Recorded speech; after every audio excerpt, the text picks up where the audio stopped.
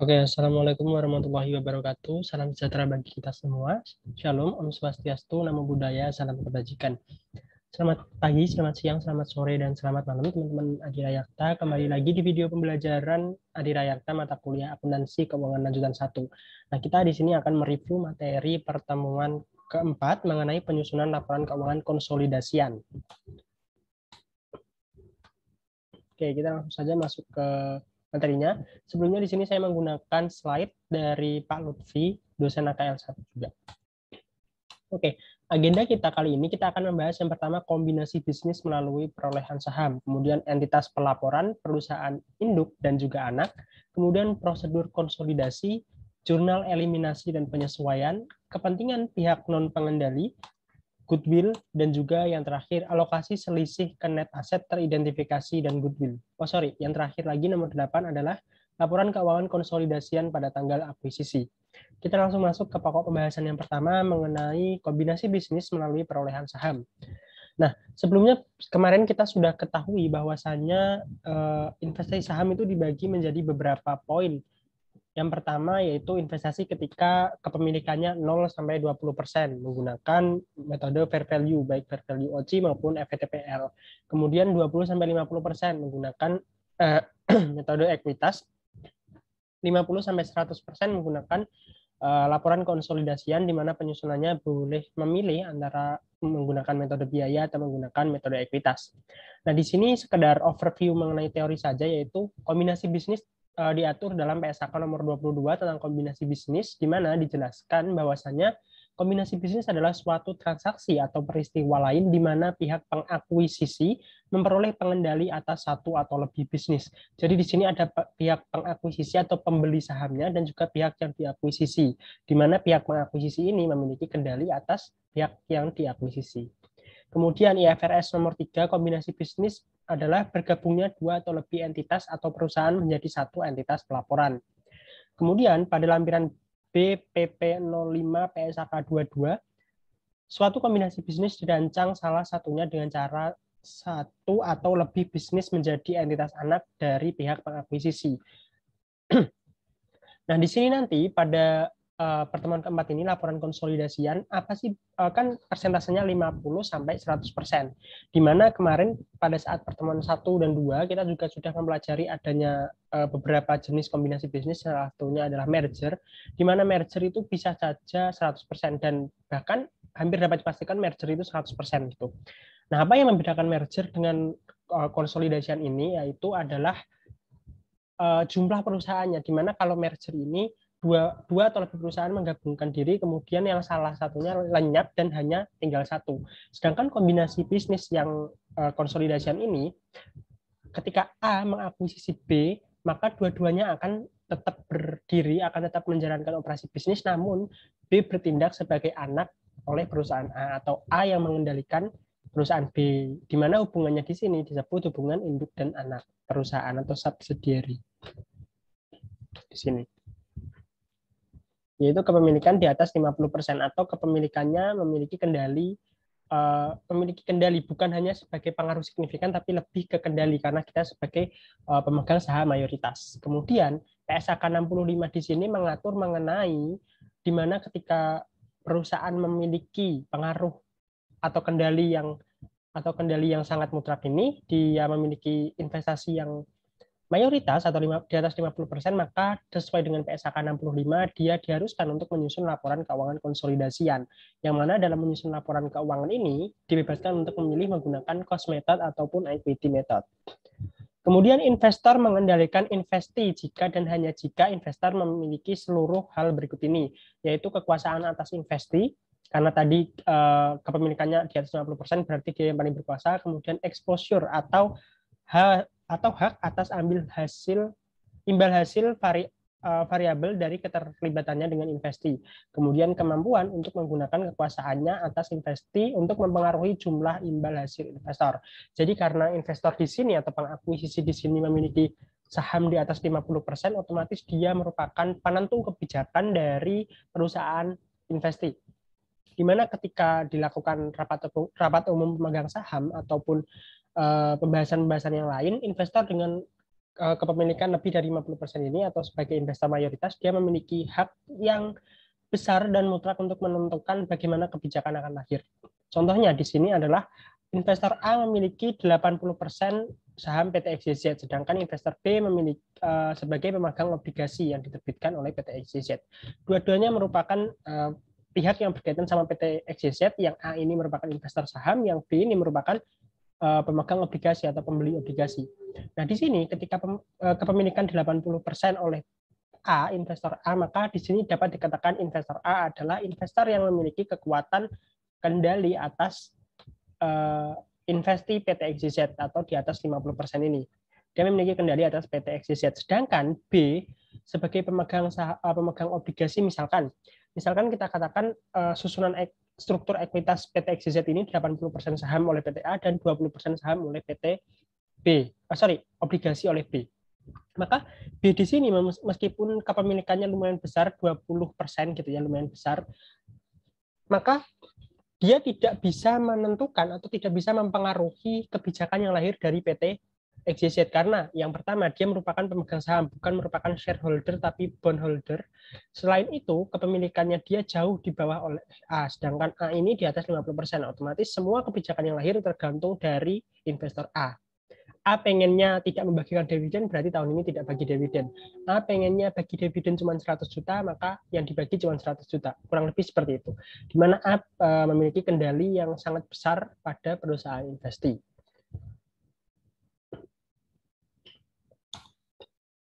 Nah, selanjutnya pokok pembahasan yang kedua yaitu entitas pelaporan dan perusahaan induk dan juga perusahaan anak. Nah, di sini sesuai dengan yang dijelaskan di awal tadi, bahwasanya ketika kepemilikan itu di atas 50% atau kita sahamnya mayoritas, maka hubungan bisnisnya adalah hubungan antara induk dan anak perusahaan atau subsidiary, parent and subsidiary perusahaan. Di mana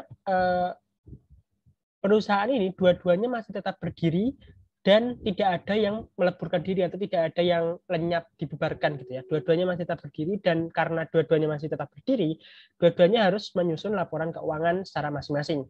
Di mana nanti PT A dan PT B menyusun laporan keuangan, atau PT P yang diidentikan dengan parent dan S subsidiary, dia dua-duanya akan menyusun laporan keuangan yang nantinya akan dikonsolidasikan.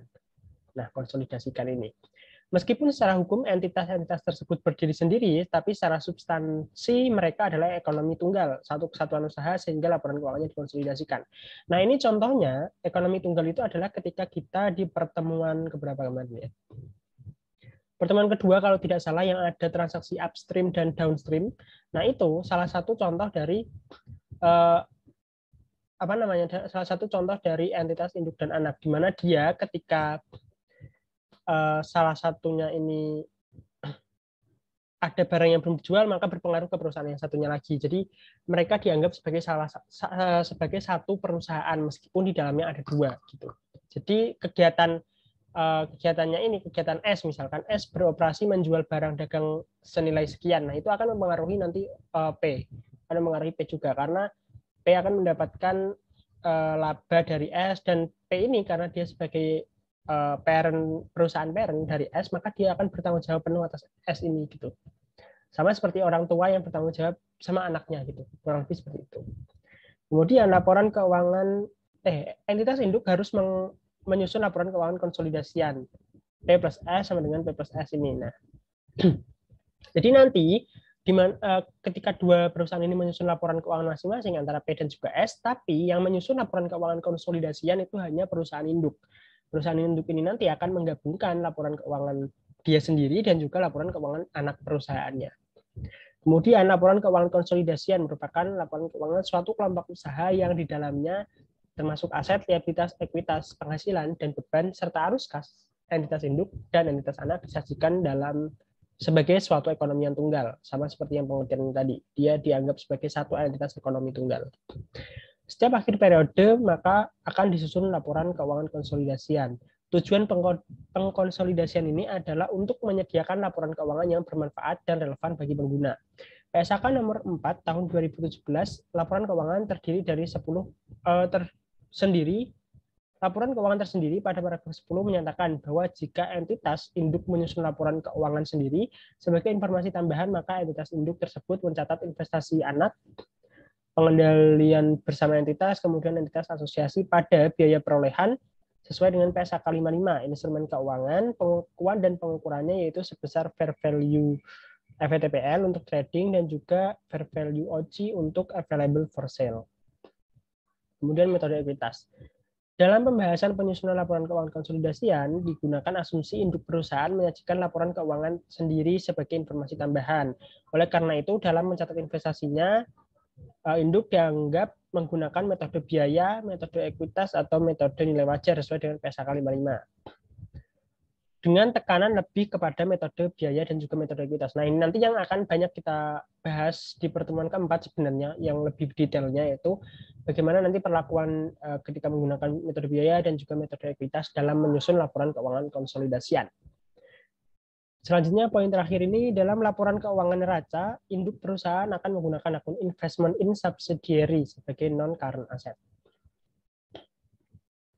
Atau yang mungkin kita kenal kemarin sebagai investment in S gitu. Nah, jadi nanti kita akan mengkonsolidasikan laporan keuangan S kepada laporan keuangan P. Nah, dalam kombinasi bisnis yang diharuskan untuk menyusun laporan keuangan konsolidasian, itu kan tadi dia persentasenya yaitu lebih dari 50%, sampai dengan 100. Nah, sampai dengan 100. Nah, ketika dia belinya tidak sampai 100% atau tidak dibeli full perusahaan anaknya ini, maka dalam pengkonsolidasiannya dia nanti akan tetap mengkonsolidasikan seluruh aset atau seluruh komponen laporan keuangan yang ada di S. Dia akan mengkonsolidasikan sebesar 100%-nya, tidak sebesar kepemilikannya. Misalkan PTP ini kepemilikannya cuma 70%. Atau mungkin 55% dan lain-lain, yang penting di atas 50% dan di bawah 100. Misalkan 70. Nah, nanti dalam mengkonsolidasikannya, misalkan dia mengkonsolidasikan aset terlebih dahulu, maka asetnya itu bukan 70% yang dikonsolidasikan, tapi 100%. Nah, kenapa bisa 100%? Padahal 30%-nya dimiliki oleh pemegang saham yang lain. Nah, yang dimiliki oleh pemegang saham yang lain itu nantinya akan diperlakukan sebagai NCI atau non-controlling interest. Non-controlling interest ini atau kepentingan pihak yang tidak kepentingan pihak bukan pengendali, dia nanti akan dilaporkan dalam laporan keuangan konsolidasian oleh perusahaan P. Sehingga ketika kita melihat ada keterangan NCI di laporan keuangan konsolidasian, maka otomatis itu yang menyusun adalah entitas induk. Selain itu, nantinya laporan keuangan konsolidasian yang NCI ini, komponen NCI, dia tidak harus atau tidak mesti dimiliki oleh satu investor saja. Bisa saja 10% sisanya atau 30% sisanya itu dimiliki oleh lebih dari satu investor. Misalkan ini kan tadi 70. Nah, misalkan 30 sisanya itu dimiliki oleh 10 investor bisa saja, 50 investor juga bisa. Jadi nanti persentasenya kecil-kecil. Misalkan dimiliki oleh 10 investor, berarti kalau dibagi rata tiap investornya 3%. Begitu. Jadi NCI ini tidak harus satu entitas atau tidak harus satu investor. Sedangkan kalau yang induknya ini yang pas kalau yang induk itu pasti satu induk gitu ya. Jadi misalkan ini S, 70%-nya dimiliki oleh P. Jadi 70%-nya ini dimiliki oleh satu perusahaan saja gitu. Untuk yang pengendali atau untuk yang di atas 50% itu dimiliki oleh satu perusahaan saja. Kalau NCI boleh dimiliki oleh banyak perusahaan. Next. Poin ketiga, prosedur pengkonsolidasian. Dalam penyusunan laporan keuangan konsolidasian, entitas menggabungkan laporan keuangan entitas induk dan entitas anak satu persatu menjumlahkan seluruh pos sejenis dari aset, liabilitas, ekuitas, penghasilan, dan juga beban. Nah, jadi nanti yang kita akan konsolidasikan di sini itu bukan hanya mengkonsolidasikan laporan neraca atau laporan statement of financial position, tapi juga mengkonsolidasikan laporan laba rugi atau income statement, kemudian laporan return earning juga kita akan konsolidasikan. Cuman pada pertemuan ketiga ini kita hanya akan membahas mengkonsolidasikan sampai dengan neraca untuk mengkonsolidasikan penghasilan dan juga beban serta nanti perubahan return earning itu ada di pertemuan keempat. Pertemuan kelima. Pertemuan kelima. Kemudian laporan keuangan konsolidasian bertujuan untuk mendapatkan menyajikan informasi keuangan dari kelompok usaha tersebut sebagai entitas ekonomi tunggal. Sesuai dengan definisi yang tadi, bahwasanya berdasarkan status hukum memang dua perusahaan, tapi dalam pandangan ekonomi dia dianggap sebagai satu entitas ekonomi. Jadi nanti makanya itu tujuan untuk mengkonsolidasikan adalah ketika pihak ketiga mau membaca laporan keuangan, maka pihak ketiga ini bisa mengetahui laporan keuangan ketika dua perusahaan tersebut dianggap sebagai satu entitas ekonomi. SHK 65 memberikan prosedur dalam penyusunan laporan keuangan konsolidasian. Yang pertama, menggabungkan item jenis aset, liabilitas, ekuitas, penghasilan, dan beban, serta arus kas dari entitas induk dengan anak. Kemudian menghapus atau mengeliminasi jumlah tercatat dari investasi entitas induk di setiap entitas anak dan bagian entitas induk pada ekuitas setiap entitas anak. Nah, yang poin ketiga, mengeliminasi secara penuh aset, liabilitas, ekuitas, penghasilan, beban, dan arus kas dalam mitra kelompok usaha terkait dengan transaksi antar entitas dalam kelompok usaha, laba atau rugi yang timbul dari transaksi intra kelompok usaha yang diakui dalam aset, seperti persediaan dan aset tetap dieliminasi seluruhnya.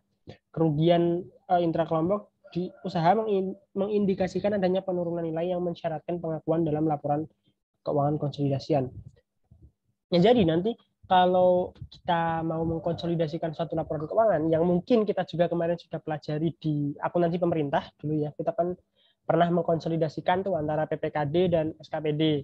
Nah, di sana akan ada yang namanya eliminasi. Eliminasi ini dia akan mengeliminasi akun-akun yang memang harus dieliminasi. Contohnya akun investasi dan akun ekuitas. Ketika perusahaan P sebagai parent ya, kemudian dia membeli perusahaan S. Nah, P di sini dia akan mencatat investment in S atau sebagai aset. Dia akan mencatat investment in S. Ini kan dicatat sebagai aset nih, dia bertambah di aset. Sedangkan S-nya ini dia akan mencatat share capital, dan kalau ada lebihnya ada namanya share premium. Nah, di sini ini harus eliminasi, kedua transaksi ini harus dieliminasi gitu. Karena nantinya kenapa harus dieliminasi, ini sama seperti ketika kita kemarin belajar mengenai merger, itu kan ada yang namanya penyerahan aset, pengalihan aset, karena perusahaan yang satu sudah dibubarkan, makanya asetnya dialihkan. Nah, kalau di konsolidasi ini ketika perusahaan yang S-nya tidak bubar, maka bentuk pengalihan asetnya itu adalah dengan nanti kita mengeliminasi share capital ini, mengeliminasi komponen modal, karena investment in S itu kan sama dengan net asset. Investment in S itu kan sama dengan aset ya. Investment in S sama dengan net asset. Nah, net asset itu kan dia total aset dikurangi total liabilitas. Nah, aset sama liabilitas itu nanti sudah kita konsolidasikan ke P. Nah, nantinya ketika ekuitasnya kita konsolidasikan lagi, maka akan terjadi dua kali penginputan atau dua kali kita menggabungkan, yaitu menggabungkan aset dan liabilitas sama menggabungkan modal. Jadi harus salah satunya dieliminasi, yaitu yang di modalnya ini dieliminasi gitu. Selanjutnya, eliminasi yang kedua itu kita mengeliminasi akun-akun resiprokal atau akun-akun yang berkaitan dari P sama S. Kalau di akuntansi pemerintah dulu, akun resiprokal yang kita eliminasi kan RKPPAD sama SKPD gitu kan. Kalau di sini kita akan mengeliminasi, contohnya itu adalah utang piutang. Utang